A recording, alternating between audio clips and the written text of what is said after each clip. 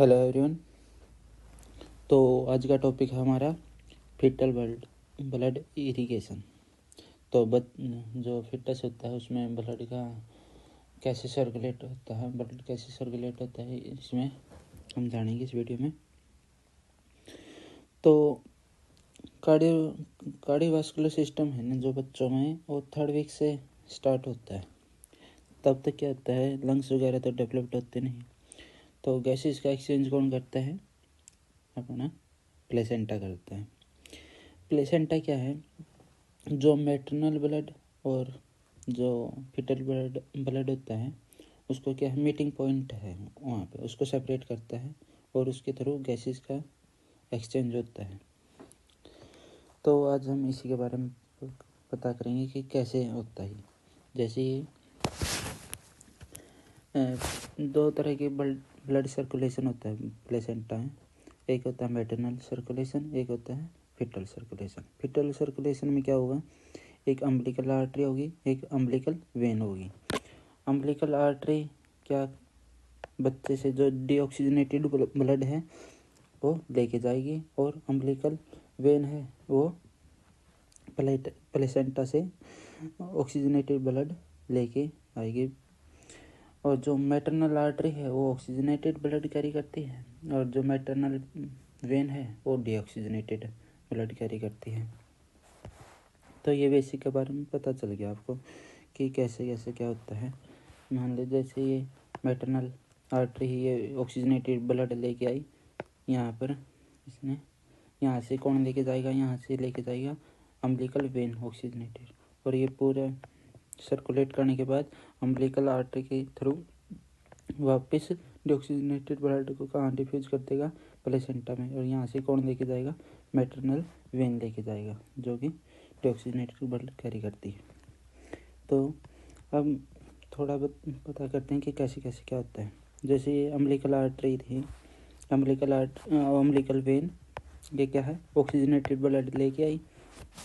Oxygenated blood लेके आने liver से पहले है, इसमें से एक डक्टस वेनोसस करके कुछ डक्ट होते हैं, वो सेपरेट होते हैं इससे, जो कि 50% ऑक्सीजनेटेड ब्लड है वो लीवर से बाईपास करके इन्फीरियर वेना कावा में ड्रेनेज कर देती है, और 50% है जो बचा हुआ वो लीवर के थ्रू होके इन्फीरियर वेना कावा में जाता है।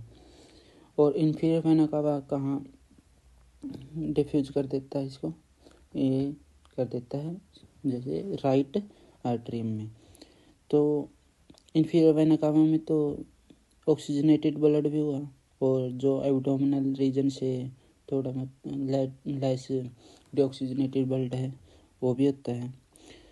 तो ये सेपरेट कैसे होता है, जब ये डिफ्यूज होते हैं तो इन्फीरियर वेना कावा में एक यूस्टेशियन वाल्व करके होती है जो कि ऑक्सीजनेटेड और डीऑक्सीजनेटेड ब्लड को क्या है, सेपरेट करती है। तो जैसे ऑक्सीजनेटेड, मान लो ये ऑक्सीजनेटेड ब्लड है, ये डीऑक्सीजनेटेड ब्लड है। ऑक्सीजनेटेड ब्लड जैसे राइट आर्टरी में जाता है, यहाँ पर जो इंटर आर्टियल सेप्टा होता है, इंटर आर्टियल सेप्टा में फोरामेन ओवेल होता है। तो ये ऑक्सीजनेटेड ब्लड इस फोरामेन ओवेल के थ्रू होता हुआ लेफ्ट आर्टरियम में चला जाता है।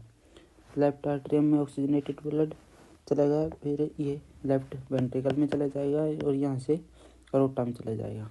और कुछ जो डीऑक्सीजनेटेड ब्लड है वो राइट वेंट्रिकल में चला जाऊंगा। राइट वेंट्रिकल से यहाँ से क्या होता है, पल्मोनरी ट्रंक का ओरिजिन होता है। पल्मोनरी ट्रंक लेके जाता है, लेकिन यहाँ लंग्स तो होते ही नहीं।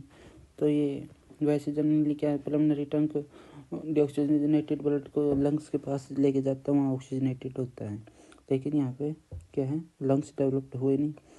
तो क्या है, ये 90% ब्लड है ना, ये वापस डिसेंडिंग अरोटा में दे देता है। ये कैसे, किसके थ्रू देता है, डक्टस क्या एक आर्ट, ये सॉरी गलत लिख दिया मैंने यहाँ पर एक डक्टस आर्टरियम करके कुछ होता है, डक्टस आर्टेरियस, डक्टस आर्टेरियस करके कुछ होता है। वो वापस क्या है, पल्मोनरी ट्रंक से डिसेंडिंग अरोटा में चला जाता है। और जो फिर से ये क्या है, डिसेंडिंग अरोटा से नीचे क्या है, ये सप्लाई कर देते हैं। फिर वहाँ से सप्लाई करने के बाद अम्बिलिकल आर्टरी है वो वापस प्लेसेंटा में ड्रेनेज कर देती है डीऑक्सीजनेटेड ब्लड को, और वहाँ से मैटरनल वेन ले जाती है। तो इस तरह से